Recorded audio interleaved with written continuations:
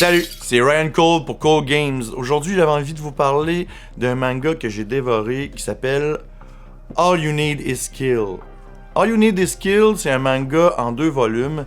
Moi, j'ai pu me procurer sur Amazon la version anglaise. J'ai les 2 tomes en un seul. All You Need Is Skill, c'est un récit écrit par Hiroshi Sakurazaka et illustré par Takeshi Obata. Dans un futur rapproché où la planète Terre est envahie par des aliens qui s'appellent les Mimics. Dans le fond, le personnage principal, Keiji Kiriya, est sans cesse en train de revivre la même journée. Dans le fond, la quête ultime de Keiji, c'est de sortir de cette boucle-là. Puis le seul moyen de s'en sortir, c'est d'être capable de survivre sur le champ de bataille. Mais à force de toujours vivre la même journée au combat, devient un élite tueur de mimiques. J'ai trouvé ça vraiment intelligent. Tous les trucs ingénieux, lui, dans le fond, à force de vivre tout le temps la même journée, il développe des nouveaux trucs pour le champ de bataille. Comme par exemple...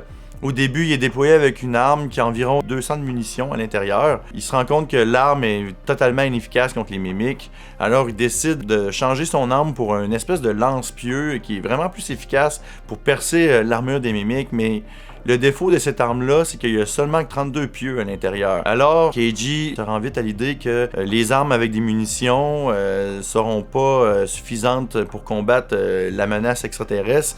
Alors, il décide, en voyant une guerrière légendaire se battre sur le champ de bataille qui s'appelle Rita Vrataski, qu'elle se bat avec une hache géante qui défonce totalement les mimiques. C'est vraiment beau à voir. Alors, Keiji se dit, moi aussi, je dois faire la même chose, j'ai pas le choix. Les armes que j'ai à ma disposition, sinon, ont pas assez de munitions. Dans All You Need Is Skill, les illustrations sont vraiment stupéfiantes. Les scènes d'action sont vraiment engageantes, sont vraiment... J'ai adoré le livre totalement. Je l'ai lu en une seule session.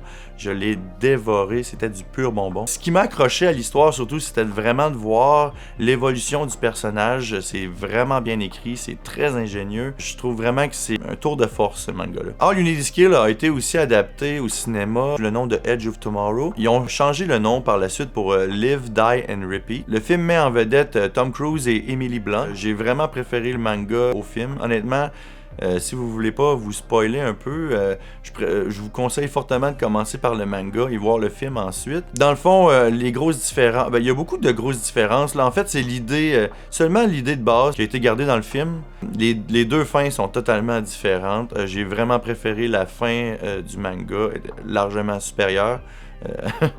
Largement supérieur. Aussi, un petit easter egg dans le film qui rend hommage au manga. Le personnage interprété par Tom Cruise s'appelle William Cage. C'est en l'honneur de l'armure de Keiji qui s'appelle Killer Cage. Pour conclure, je vous conseille fortement de lire All You Need Is Skill. C'est vraiment un tour de force ce manga-là. C'est vraiment excellent. Si vous n'êtes pas habitué de lire des mangas, que vous aimez la science-fiction, je crois que c'est une bonne place où débuter. Le manga est en 2 volumes. Moi, j'ai réussi à trouver une version qui regroupe les 2 en anglais sur Amazon. Le manga est pas très dispendieux.